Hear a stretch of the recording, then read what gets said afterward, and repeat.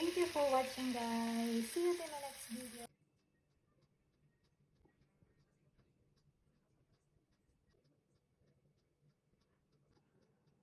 Magsipay lang tayo dito ng garlic at saka onion hanggang mag-translucent ito.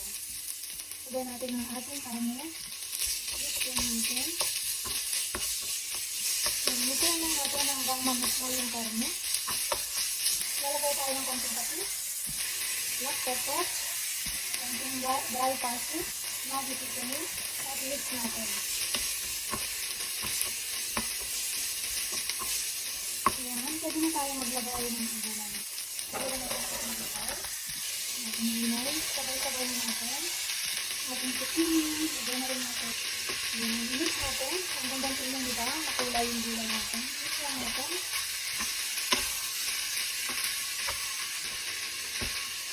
Gulay ang video ay kapag may gulay. Mix lang natin. Maglagay tayo ng konting oyster sauce. Pangsabi lang pang lagay ko. Konting paprika. Ganun din ko. Pangsa-pangsa lang po ang paglalagay ko ng ating mga seasoning. Mix po natin. Wala pong ako stock measurement para sa mga seasoning. Pangsa-pangsa lang po talaga ako. Kasi nilalakaan ko naman po siya. Ayan na. Mix lang po natin ng mix. Para maiwasan ko na masunog yung nasa ilalim. Hindi po ako naglagay ng sabaw. Kasi yung zucchini po ay nagtutubig. Niluto ko lang ito. Niluto ko lang ito ng pamahin ng apoy. Low medium fire lang po para maiwasan yung overcook ang ating gulay. Ayan. Ito lang natin ng mga ilang minuto pa.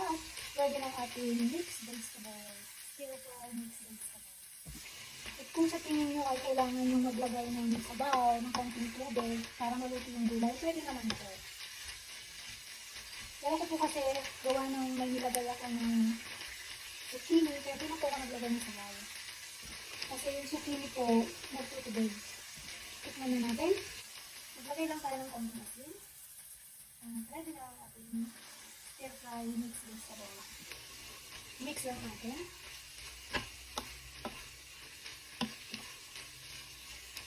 Bigyan natin ng mga ilang minuto and ready na po. Thank you for watching, guys. See you in the next video. God bless everyone.